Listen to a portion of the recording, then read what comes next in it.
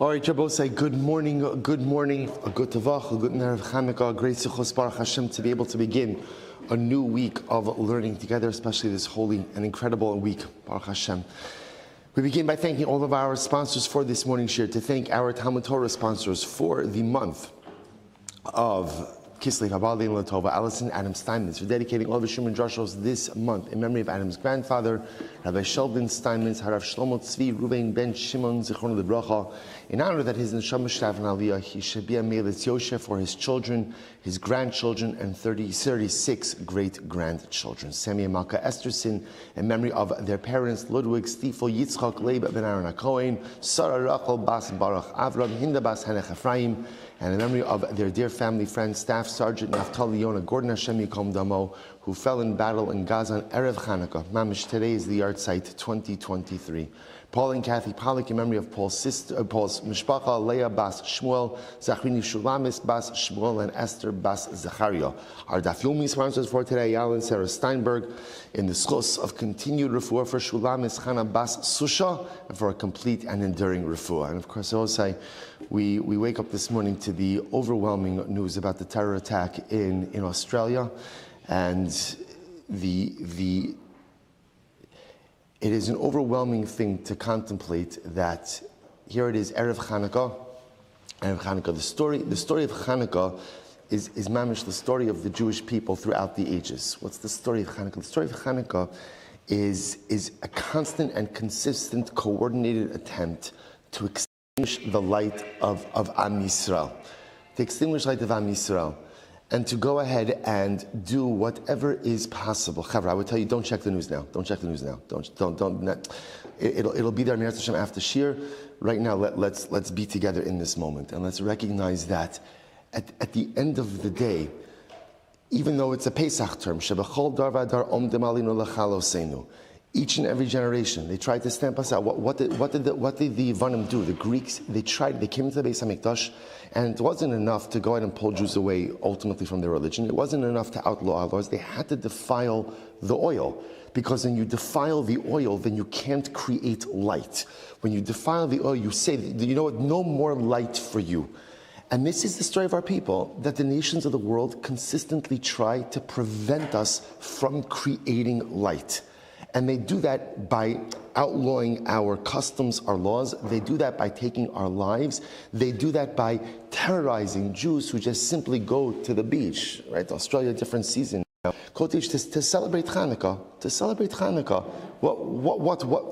How does a person even have a Havamina to go ahead and undermine that? But that's our story. And so what's our reaction? Our reaction is to go ahead and create more light. When the nations of the world try to go ahead, when the Rishayim, when the evil in this world tries to stamp out the light of Klal Yisrael, so we have one simple avoda, which is to create more light. It's exactly what our ancestors did in the Beis HaMikdash. The Yevanim went ahead and defiled all of the oil. What's our answer to that? Create more, light more. So now again, these Rishayim come in Australia and try to go ahead and extinguish our light once again. So even though we're miles away, we're half a world away, at the end of the day, our avodah still remains the same, to generate more light. And I will say, when something like this happens to Klal Yisrael on Erev Chanukah, the avodah is clear. What additional light are you bringing into the world? What Kabbalah are you making? How is your life, how are our lives going to change? Because whatever this is going to be, there's already 11 neshamas that are confirmed dead, multiple others who are injured. This is a catastrophe. It's a catastrophe. It's not just an attack. It's a catastrophe. And so it behooves us to figure out, so what are we doing? What are we doing? So I would just urge the Chavra to do the following thing. It's Erev Chanukah. Make a Kabbalah for the next 8 days. Whatever your Kabbalah is going to be. It doesn't have to be anything you share with anyone else. It doesn't have to be anything that anyone else knows about. Choose an area in your life where you are currently struggling and pledge to be a little bit better. Or maybe you don't want to address any of the areas in which you're struggling, but just some other Kabbalah. If light is being extinguished within our nation, half a world away, then it is our sacred obligation to bring more light. Decide before Shir is over today, what is your Kabbalah? If you want to share it, you could share it. I would just tell you, sometimes People don't realize when you share your Kabbalahs with others, it gives tremendous chizuk. It gives tremendous chizuk. Also because when we see that at the end of the day, we're going ahead and we're all working together, you never know how what you do positively impacts another person. But this can't just be like a news item that we look at and we keep scrolling and we keep looking and we check this site and that site. Okay, we should all be up on the news. That's absolutely true. But so much more important than checking on the news is checking on ourselves. And if this has happened to our people on Erev Chanukah, Tafshin Pei Vav, then we must make a Kabbalah to bring more light. So let's make our Kabbalahs this morning. Let's stick to them. If you want to share it, share it. If you want to keep it to yourself, whatever you want. But choose something, pick something, be makabel something. And halavai, in the schos of the collective light that our Kabbalahs will generate, these broken mishpachas, we don't even know who they are, what their stories are, what the ripple effects of this are, but we know that it's going to be enormous. We should hope that our light, Emir Hashem, should halavai bring a bit more light into a world that is dark, into a world that is seemingly a never-ending engulfed by evil of the worst kind. But our light, Emir Hashem, should be b'maleh, should go ahead and fill the void that has been left by the loss of these precious neshamas. Our light should somehow provide the strength to their families, and over time, our light, Emir Hashem, should provide nechama for Klal Yisrael. I will say with that, let's begin. Today's daf is Tzadik Aleph 91. We are picking up Emir Hashem on 90b at the Mishnah. And we really have a long daf today, but an incredible daf ahead of us today. And I want to be able to conclude, hopefully a few minutes before 9 o'clock, just with some divrei orus for Chanukah, Emir Hashem about the Yom Tov of Chanukah, time permitting. Mishnah. So I think Rabbi Richter did this Mishnah in yesterday's daf already yesterday, but we'll just pick up with it again today. So the Mishnah says as follows. The Mishnah says, in general, chatos always comes before asham. Right? Remember, we were speaking about the din of kedimos.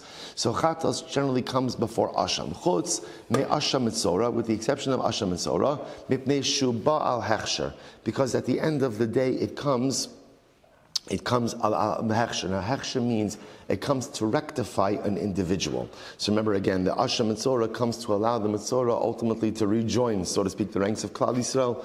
So because the asham of mitzora becomes al hechsher adam, to rectify the individual, Rashi says over here, Lekadshim ulebias mikdash hilcha chashivus ulagabe shetara teluyaba. So since the asham of the mitzora ultimately again allows the mitzora to do certain things, to rejoin the ranks of Klal Yisrael, therefore, although normally chatas comes before asham, this asham will come before chatas. Incredible. Kol asham shabatorah bo'in b'nei shtayim u'ba'in b'kesef shkalim. In general, all of the ashamas in the Torah have to be within 2 years old or 2 years old, and ultimately again have a minimum value of 2 shkalim. Chutz mi asham nazir v'asham mitzora, with the exception of asham nazir, asham mitzora, shein ba'in b'nei shnasan, that they have to be 1 year old, ve'in ba'in b'kesef shkalim, and ultimately they do not have a minimum monetary amount or value. Kashem shekolim b'akravasan, kolim b'achilasan.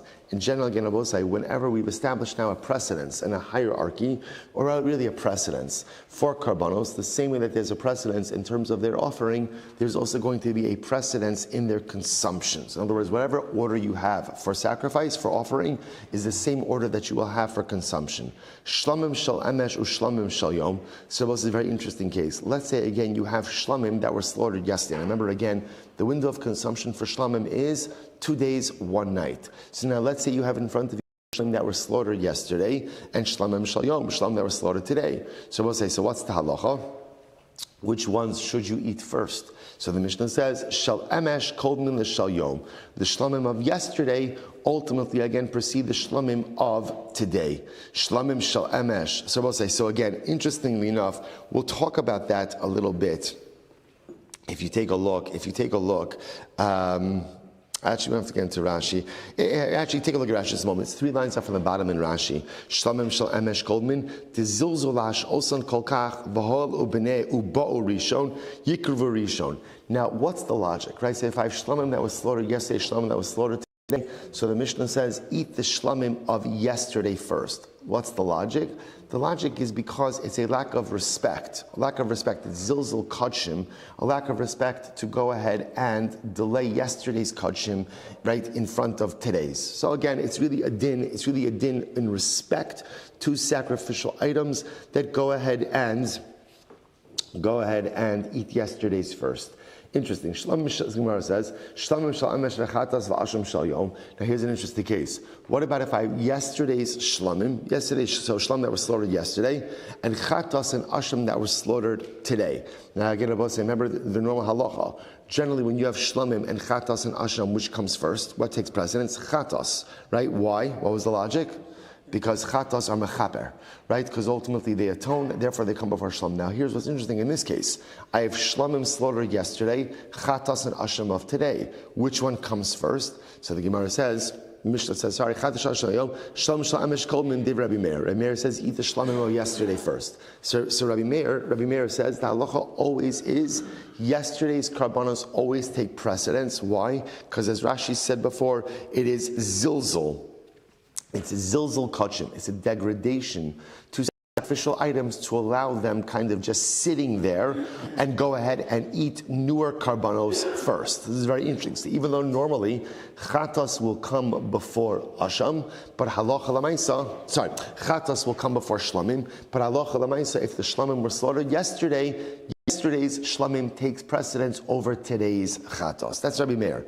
The Chacham say no, chatos kodemes mipnei shu kadshe kadashim. The Chacham on the other hand disagree. The Chacham say not true.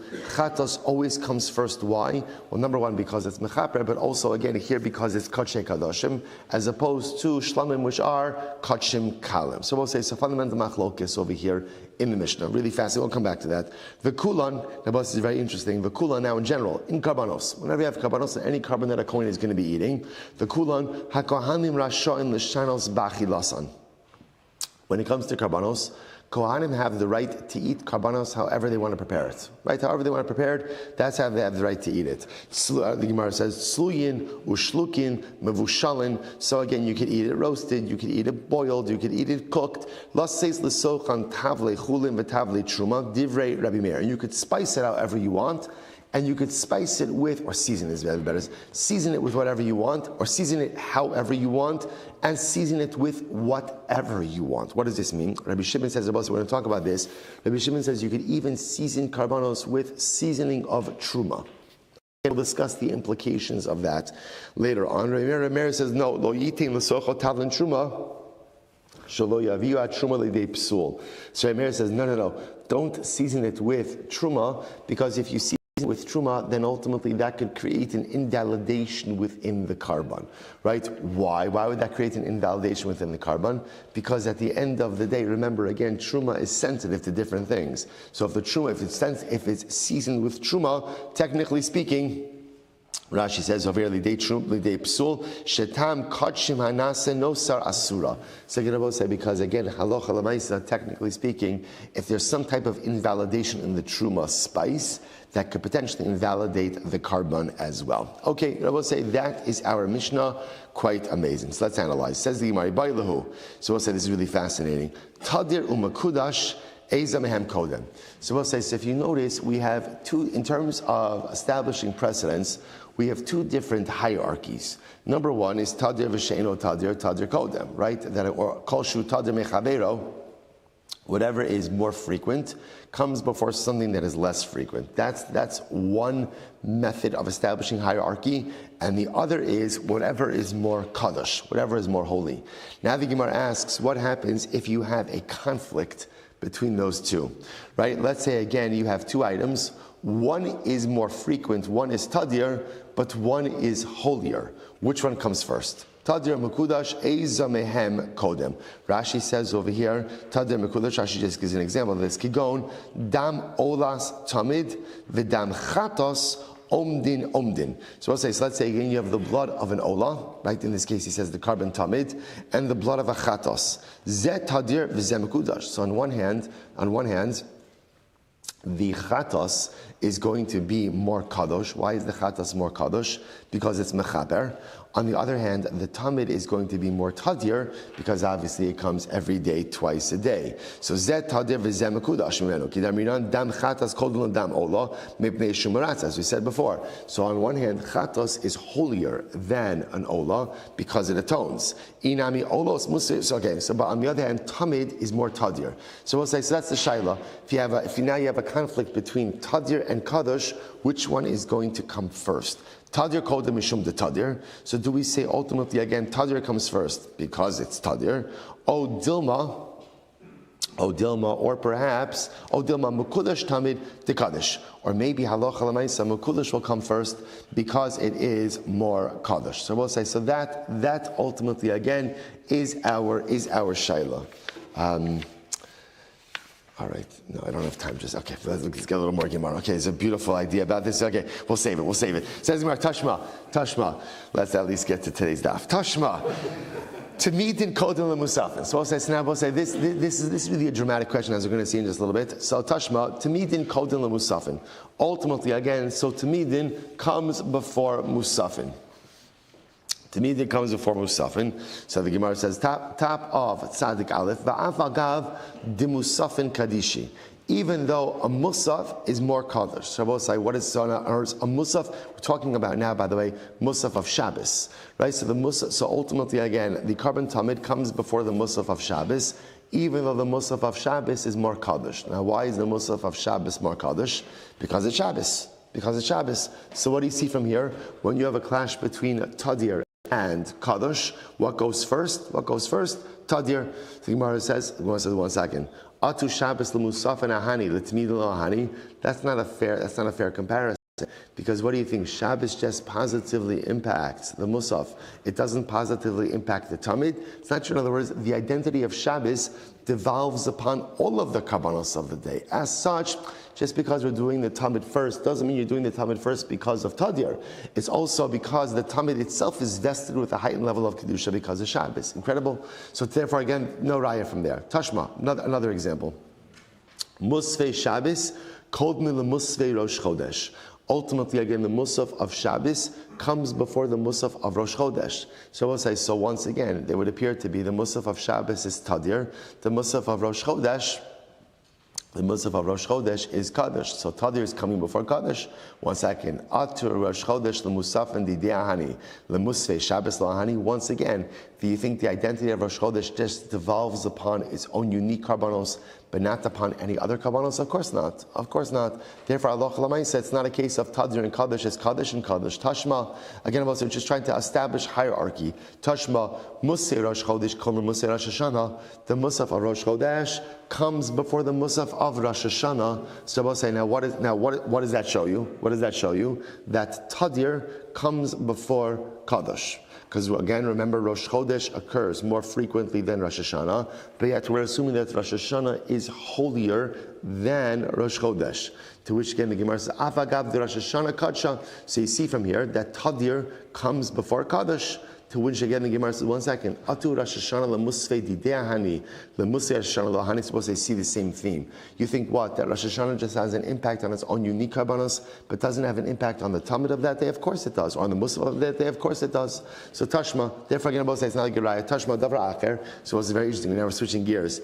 Birchas hayayin tedira. Both say, so this is a machlokas about the order of Kiddush. When we make Kiddush on Friday night, on Shabbos night, because by Shabbos day, all Kiddush is the bracha of Hagafen. But on Shabbos night, you have two brachas. You have what we call the Birchas Hayom, right, which is the bracha of Mekadesh HaShabbos, and then you have the bracha of Borei Pri Hagafen. So which one comes first? So the Gemara says, Tashma Davar Acher, Birchas Hayayin Tedira, or Birchas Hayom Ina Tedira. Well, Hagafen is Tadir, right? Hagafen is more frequent, and the bracha of Mekadesh HaShabbos is less frequent. V'tadir v'sheino tadir kodem. And therefore, we'll say, make the Hagafen before the bracha of Mekadesh HaShabbos. Now, once again, we're making the assumption that the bracha of Mekadesh HaShabbos is more kadosh than the Hagafen. So yet, what do you see? Tadir comes before Kadosh. Afagav de Birchas Hayom Kedisha, even though again the bracha of Shabbos, Mekadesh HaShabbos, is more Kadosh, yet we see that Tadir comes before Kadosh. We'll say first line, 91a. Atu Shabbos lebirchas hayom ahani, lebirchas hayayin lo ahani.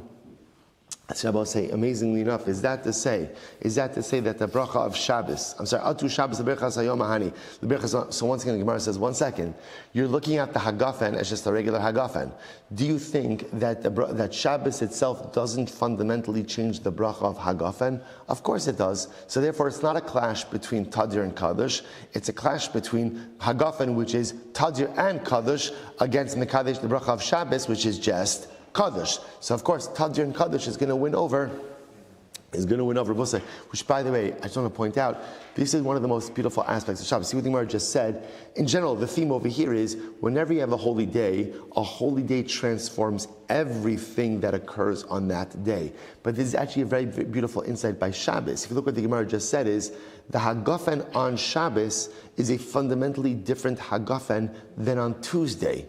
Right? So again, you can make a Hagafen on Tuesday. A Yid should make a Hagafen on Tuesday, right? Then on Wednesday and on Sunday, it's good to make a Hagafen, it's good to make a L'chaim, right? So we'll say, but again, understand something so beautiful. What does Shabbos do? Shabbos transforms all of the mundane activities of daily living into a Dvarim Shebekdusha.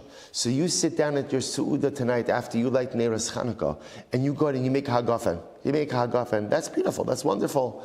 But when you make a Hagafen on Shabbos, that's a fundamentally different Hagafen. You sit down and you have a nice meal on a Sunday, that's beautiful. But you eat a meal on Shabbos, and that meal is fundamentally transformed into something else. Incredible idea. So Tashma, still Rose. So again, just to keep your eye on the ball, we're just asking one simple question. What's our question? I have a clash. What do I have a clash between? Tadir and Kaddish. So again, remember, normally, Tadir, again, I look at what's ever most frequent, that goes first. Kaddish, whatever is most Kaddish. What happens when Tadir and Kaddish clash? Which one comes first? We're just trying to answer that. So Tashma, we'll say, end of the first wide line on 91a. Tashma, Dam Rabbi Yochanan. So it says great. So first the person davens mincha and then mufsaf. Now both sides. So just to understand what this is talking about over here, this is really referring to any day. This could be Shabbos, this could be Rosh Chodesh, this could be Yom Tiv. Any day where you have a clash between mincha and musaf. Now both say, how does that happen? If you daven here, you have no shilas how this could happen, right? This happens pretty, it almost happens every Shabbos, right? So again, remember, the time for Musaf begins at the same time that, well, I take it back. Musaf could be daven the entire day. The issue just is that sometimes you could have a situation where you have not yet davened Musaf, and now it's time for Mincha. So in that case, what do you do first? Right? What do you do first? And all kidding aside, this very often happens when? Rosh Hashanah Yom Kippur, right? In other words, easily happens Rosh Hashanah Yom Kippur, where again, already haven't davened Musaf yet, but it's already past the time for Mincha Gidola. So now, what do I do first? Here's my problem. So remember, we're presupposing that Musaf is more Kaddish. That's what I'm presupposing, right? Because Musaf ultimately, again, comes as a result of the day, of a holy day, and Mincha is Tadir. So now I have a clash between Kaddish and Tadir. So what does the Gemara say? Dam Rabbi Yochanan, halacha. I will say, by the way, I also want to tell you, well, no, let's go. Halacha, mispala adam shal mincha v'achakach shal musafin. So again, what's the halacha? Daven mincha and then musaf. So what do you see from here? When there's a clash between Tadir and Kaddish, what comes first? Tadir. Mincha comes first and then Musaf. So Gemara keeps saying, right? Because Mincha is the Tadir, Musaf is the Kaddish, Daven Mincha. They'll say, by the way, right, Daven Mincha and then Musaf. Gemara says once again, Atu Shabbos L'Tfilas Musaf and Ahani L'Tfilas Alohani. So the example over here is Shabbos. Once again, the Gemara says, you're presupposing that Shabbos only endows Kedusha to Musaf. But it's not true. Even a Mincha of Shabbos, that's not a regular Mincha, that's a Mincha of Shabbos. That's a Mincha of Shabbos, which I will say, by the way, just as an aside, I just want to point out, right? You hear that? Mincha of Shabbos is not a regular Mincha. It's the Mincha of Shabbos. I just want to point out, it's Kedai. Sometimes, and I missed the memo on this, but apparently there is a memo about relaxed dress code on Shabbos Mincha. I missed it. Everyone, the Olam seem to have gotten it. I seem to have missed it. I was saying, there's no relaxed dress code by Mincha on Shabbos.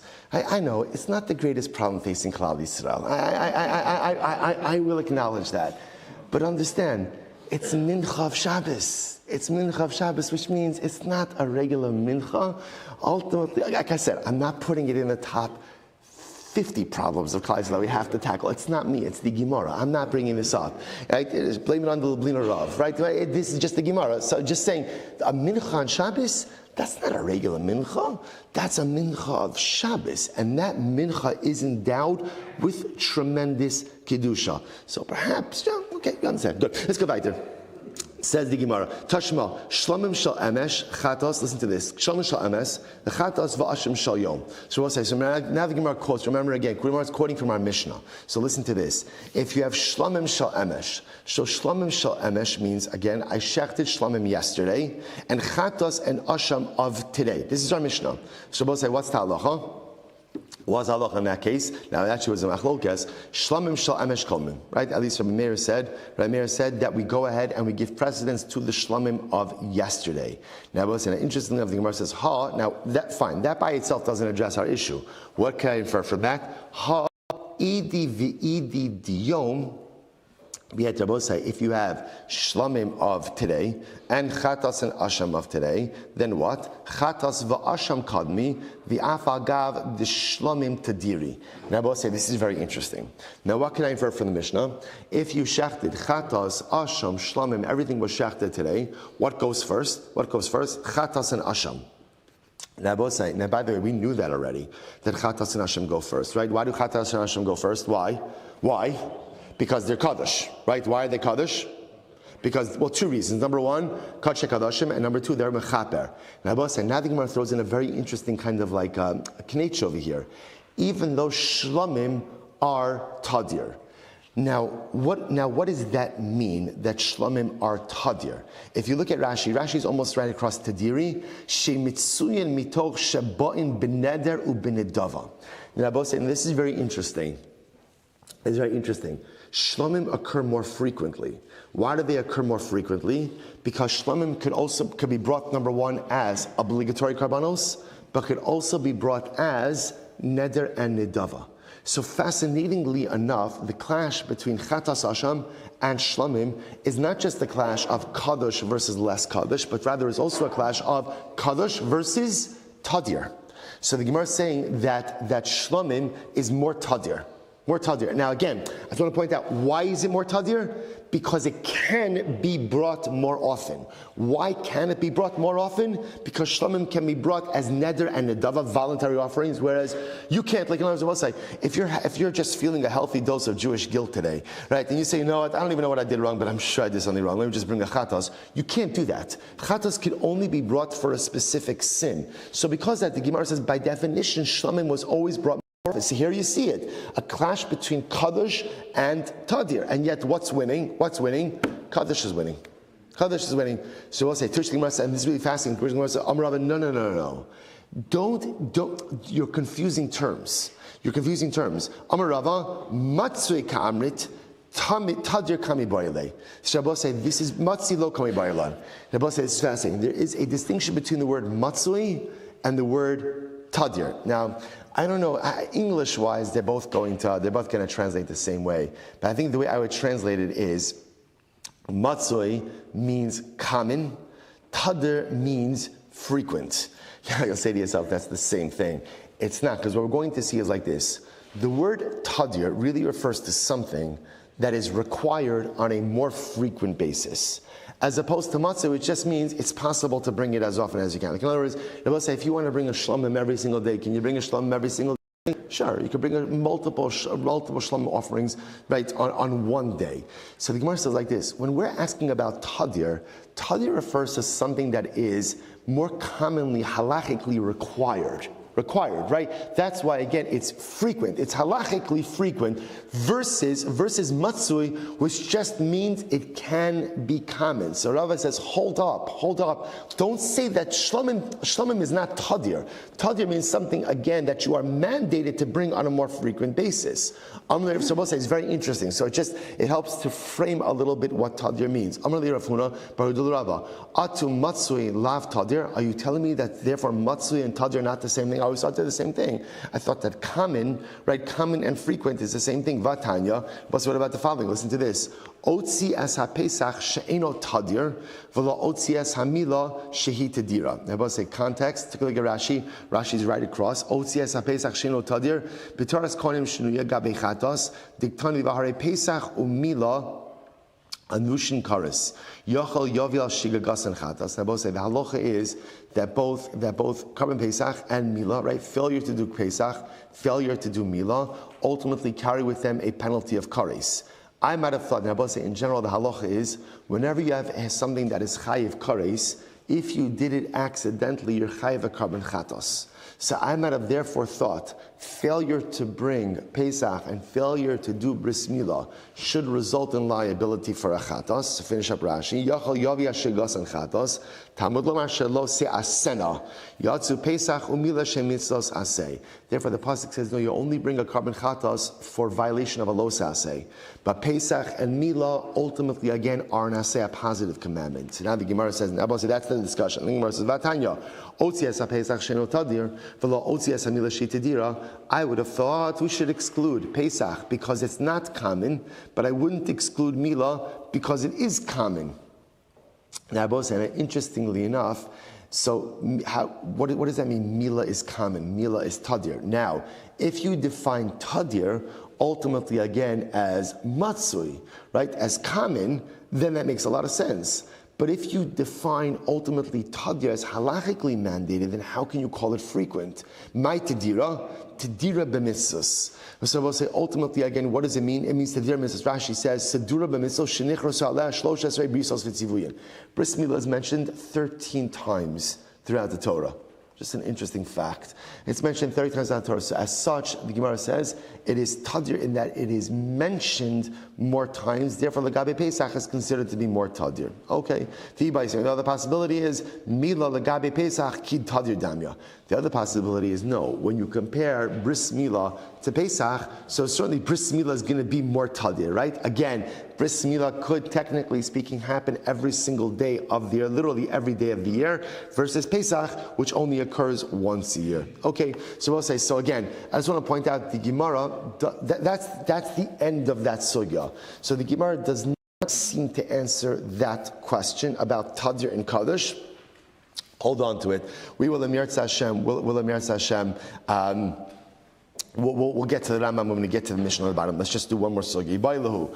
Tadir v'she'ino tadir. Listen to this. One more case, and then we'll answer the previous question as well. Ibailu. Tadir v'she'ino tadir. Listen to this. So we'll say, so in general, if you have tadir v'she'ino tadir, right? So what's the halacha? Tadir v'she'ino tadir? Tadir kodem, right? That's an easy one. But what happened in this case? The kadam v'shachar l'she'ino tadir mai. So we'll say, now watch. You have two karbanas. Tadir, bless you. Tadir and she'ino tadir. You ended up shechting the she'ino tadir, the infrequent one, first. Now what do you do? What do you do? Mai. So the Gemara says, no, so we'll say, so again, just to give let's give a good example of this. Right? Chatas and shlamim.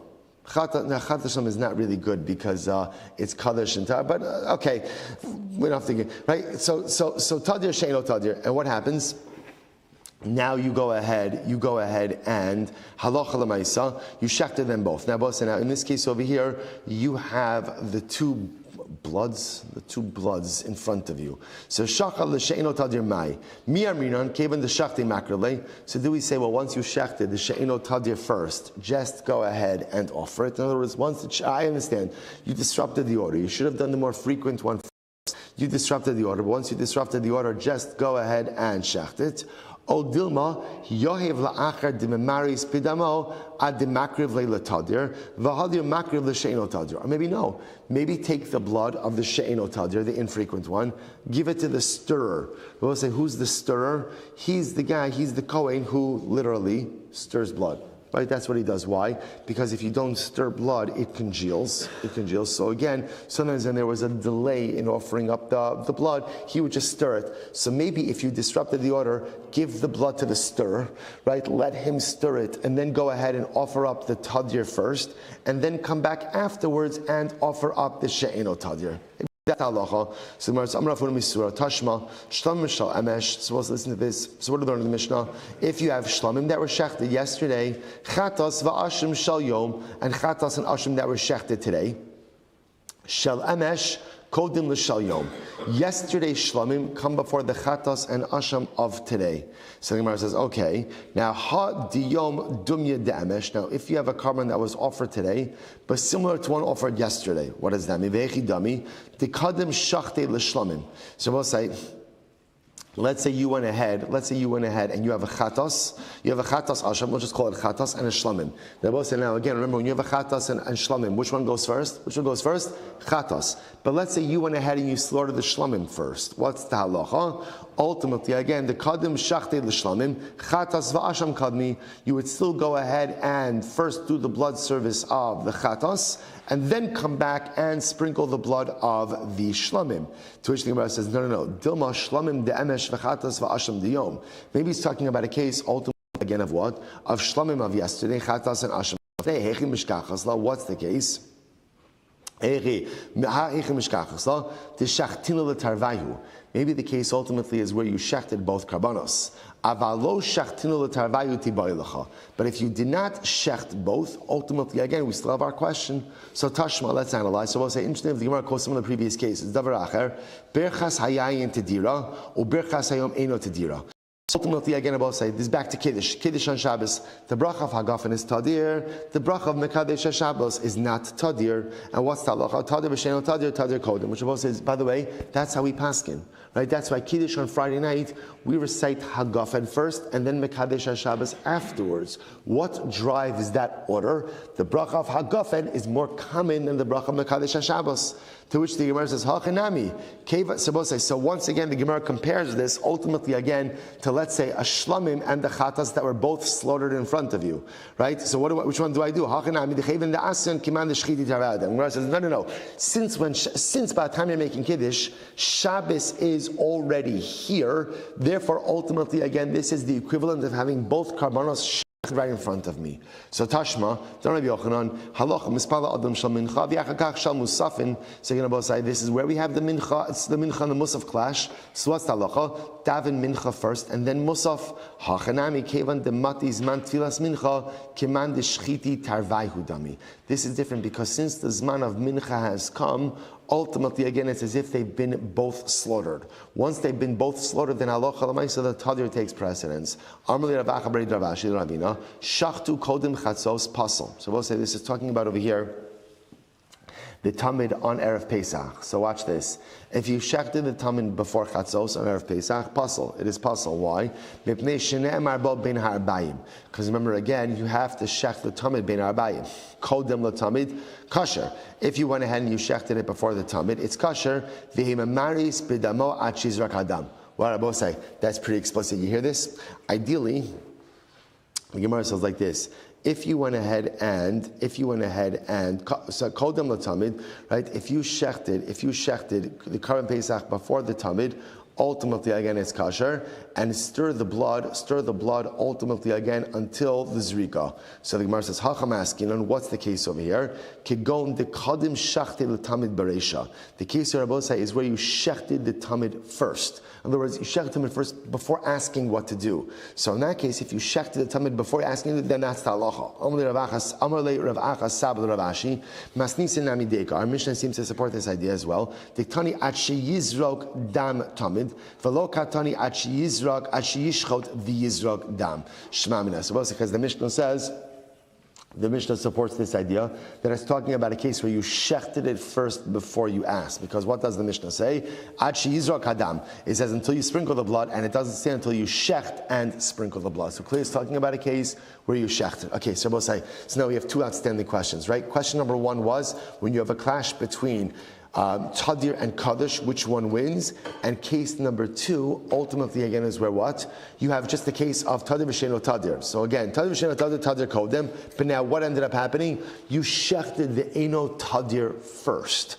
What do you do in that case? Rabbi says, see, here it is. The Rambam Paskins, it's in Hilchos, Tamidin Musafin, Perek Tes, Halacha Beis.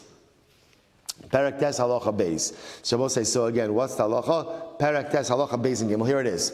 The Kitzad Sidr HaKravasan. So generally, the Rambam is talking about what is the order of offering. Musaf Shabbos Tchila, V'acharav Musaf HaChodesh, V'acharav Musaf Yom Tov. Shekala Tadir Mechavero, Kodem Es Chavero, V'chein Kala Mekudosh Mechavero, Kodem Es Chavero. So we'll say, so again, first of all, the Rambam upholds those two rulings. Then in general, again, whenever you have a clash between Tadir and She'eno Tadir, Tadir always comes first. Whenever you have a clash between Kaddish and less Kaddish, Kaddish always comes first. Now, what's saying? Now here it is. Get ready for it. What about when there's a clash between Kaddish and Tadir? Right, that was our first question for today. What do you do? Here it is. Haya lefanav. Get ready for it. Tadir u'mekudash. So let's say, you have in front of you Tadir and Mekudash. Remember again, what was the good example of that? You have the blood of an olah and the blood of a chatos. So on one hand, the blood of an olah is Tadir, right? Blood of an olah is Tadir, right? But ultimately again, blood of the chatos, ultimately again is... That wasn't a good example. Yeah, more Kaddish. That was Rashi's example. Yeah. So down right, you have the blood of I said Olah. Tamid. Olah's Tamid, right? The blood of a Tamid, right? Which ultimately again is Tadir versus the blood of a Chatos, which is Kaddish, because it's Mechaper and Kaddish Kaddashim, right? So ultimately Kaddish Kaddashim. Mechaper, right? Because Olah is also. Right? Mechaper. Ultimately again, so which one do you do first? There's a clash between Kaddish and Tadir. Get ready for it. The Rambam says, Yakdim Eizem Mehem She'yirtzeh. Do whatever you want. Do whatever you want. You're good either way. You're good either way. Which Rabbi say, by the way, tells you something absolutely amazing. What's the hashkafa l'maisa in that? The hashkafa l'maisa with that, Rabbi say, is you understand the tension between Kaddish and Tadir? Which is better? Consistency? That's Tadir. Is consistency the key? Or Kaddish? What's Kaddish? Kaddish ultimately, again, is being holy in the moment. Being holy in the moment. All right? Holy in the moment is not consistent, but there's holiness right now. So this is the clash. Is it better to be consistent, right, even if the level of holiness is not that high? Or is it better to just experience that incredible, overwhelming burst of Kedusha? So there's a clash, and again, I will say, no, this is a clash all the time between Tadir and Kaddish. So which one comes first? The Rambam says, they're both beautiful. And whatever you could pull off in life, just go for it. If you can maintain consistency, all the power to you. If you can maintain consistency, even consistency at a lower level, that's absolutely fantastic. But I will say, most of us have difficulty. Well, I should say, we are consistent. We are absolutely consistent in being profoundly inconsistent. Like, in other words, most of us struggle with consistency. And a lot of times when we struggle with consistency, we say to ourselves, so what if I have like a one-off moment of just incredible spiritual elation? So what if I have like a one-off moment of Kedusha? What's the value in that? There's tremendous value in that. There's tremendous value in Kaddish, even if you can't be Tadir. And the Rambam says, Haya lefanav Tadir mekudash. Again, I will say, if I can't, some of us are Tadir, some of us are Kodesh. Rambam says, Yakdim Eizem Mehem She'yirtzeh. Do whatever you can. Do whatever you can. You could be a Tadir Jew, fantastic. You maintain some level of consistency, fantastic. But even if you can't be consistent, find the moments of Kedusha, find the moments of holiness, find the moments of inspiration, latch onto them, maximize them, make them incredible for you. But it's going to burn out in just a few moments. So what? So what? Sometimes it's just about embracing and maximizing the moment of holiness that is in front of you now. And the Rambam says, whatever works. Yakdim eizem mehem she'yirtzeh. Incredible, incredible. Rabbi say, what about the other? What about the other shayla? So what about the fact, again, if I have Tadir v'She'eno Tadir, two karbanos in front of me, and I ended up shechting the Eino Tadir, what do I do then? So Rambam says, Avar o shachach v'shachat es She'eno Tadir, or sapachos b'kedusha. So we'll say, so again, let's say I made a mistake, and I ended up slaughtering the Eino Tadir first, or the Eino Kadosh, the lesser holy one first. What do I do? The Rambam says, Makriv v'achrakach shochet es Tadir es HaMekudosh. Ultimately, again, finish up what you started. Finish up what you started. So you ended up slaughtering ultimately again the Eino Tadir first. finish it up, and then you'll go on to the Tadi one afterwards. I will say another tremendous Musar Haskell, finish what you start. Finish what you start. Because you know what ends up happening so often in life? We go ahead, like we start something, and then what happens? Like, we see something better. Oh, look at that, right? Look at that. I'm going to stop this, I'm going to stop. And what ends up happening over life is we constantly it's like in a beautiful way, in a spiritual way, right? We're like kids in a candy store. We start a spiritual avoda, then we see something that's like a little bit more sparkly, like a little bit more exciting, a little bit more invigorating. So we go and we latch onto that. And then what happens? We start that for a little bit. And then we see something else. We latch on, bless you, we latch onto that. And soon enough, like we're just running from thing to thing to thing, hoping for that spark of inspiration. Rambam says, if you start it, finish it. If you started, finish it. But 1 second, that's better. Okay, finish what you started, and then Amir Tashin move on to the next thing. Incredible. I will say, get ready for this Mishnah. We are going to get Talmud days, don't worry. Says the Mishnah. I will say, I want to show you what's about to happen over here. Rabbi Shimon, Imra Isa Shemen, Shumischalik Ba'azara. If you see oil in the courtyard of the Beis HaMikdash, actually, we should just end right here. Sorry. A Mishnah about oil in the Beis HaMikdash on Erev Chanukah. On Erev Chanukah. And look what the Mishnah says. Imra Isa Shemen Shemischalik Ba'azara. Rabbi said, do you know what Rabbi Shimon is telling us? You know what Rabbi Shimon is telling us? Im in biblical Hebrew could mean, if, but im could also mean when. And you know what Rabbi Shimon is whispering to us? Imra Isa Shemen Shehu Mischalik Ba'azara. Rabbi will say, we are going to see oil in the courtyard of the Beis HaMikdash. That's what Rabbi Shimon is whispering to us today. We're going to see it. We're going to see it.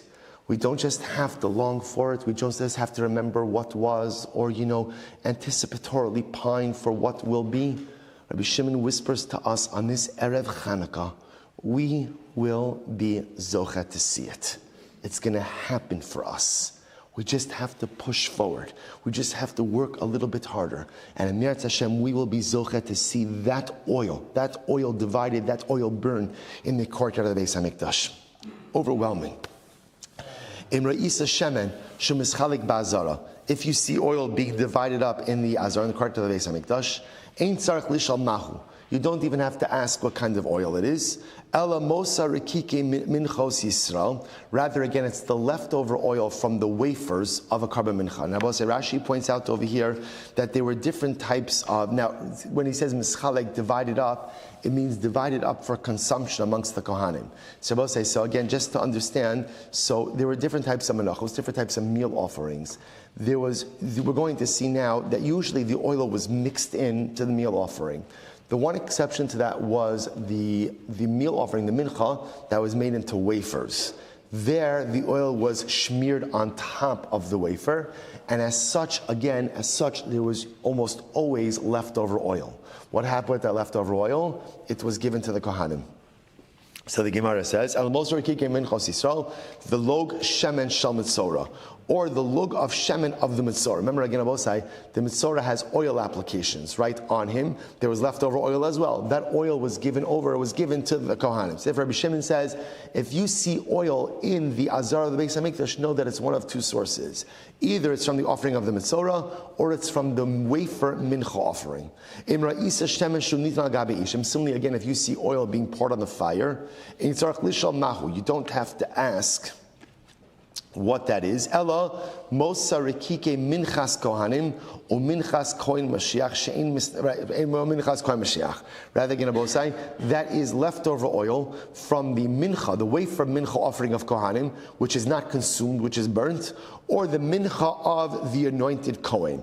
The oil of these minachos, Abosai, was not consumed by kohanim, rather it was poured on the fire. Why? She'in misnadvin shemen. Because Abosai, interestingly enough, you cannot offer a voluntary offering of oil.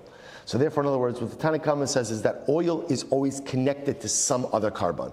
So if you see Kohanim consuming oil in the Beis HaMikdash, you know that it's either, again, from someone's mincha, wafer mincha, or from the lug shemen, from of the Matzorah's offering.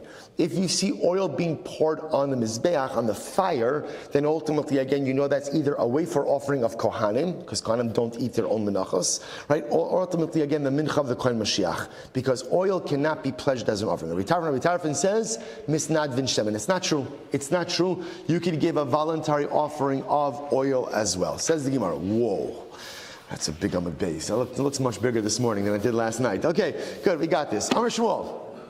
Shmuel says it's okay. Tomorrow, the next day, a very short happen. The Gemara says as follows. Don't look, right? The Gemara says as follows.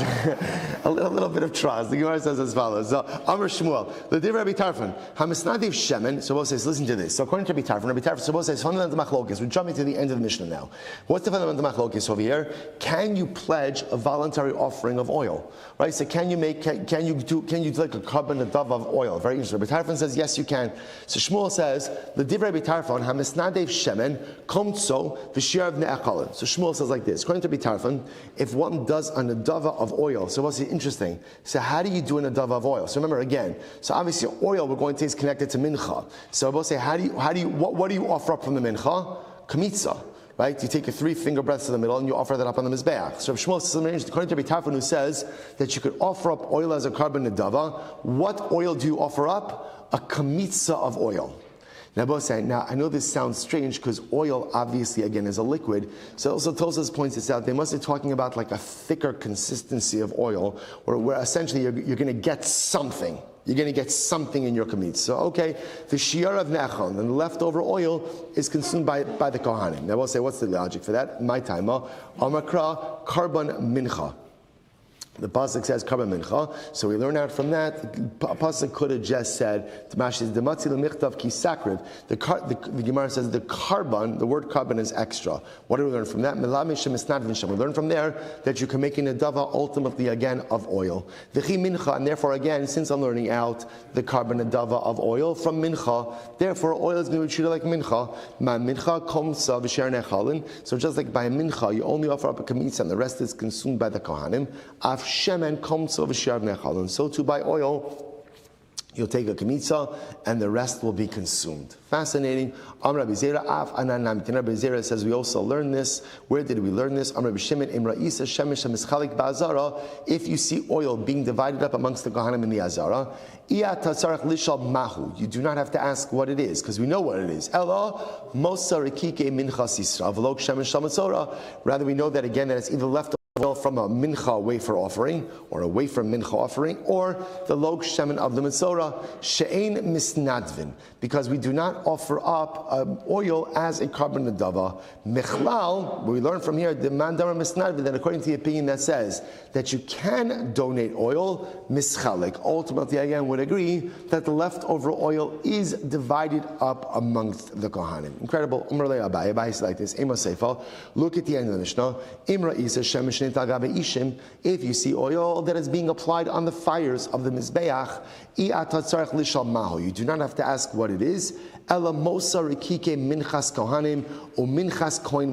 Rather, again, it's the leftover oil, either of the wafer offering of Kohanim or the mincha of the Kohen Mashiach. Why? She'ein misnadvin shemen, because we do not offer up oil as a donative offering. Mechlal, dilaman da'amar misnadev kulam li'ishim, to which the Gemara says, so according to that, which indicates to us, according to the opinion that says that we are misnadivit, that everything goes in the fire, to which the Gemara says, Abaye kashi reisha, Rabbi Zera kashi seifa. According to Abaye, the first part of the Mishnah is problematic. According to Rabbi Zera, the second part of the Mishnah is problematic. We'll also have to stop over here for today. We're stopping kind of mid-sugim Yirz Hashem, but we will pick up with this tomorrow. And we'll say absolutely incredible. Absolutely incredible. Wishing everyone a beautiful, uplifting, and lifting Chanukah.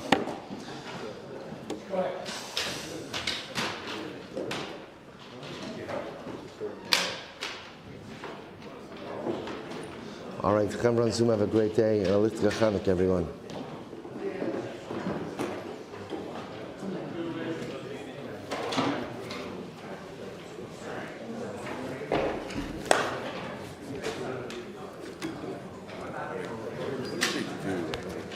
Serving you the pizza or really anything that they still have some residual on it.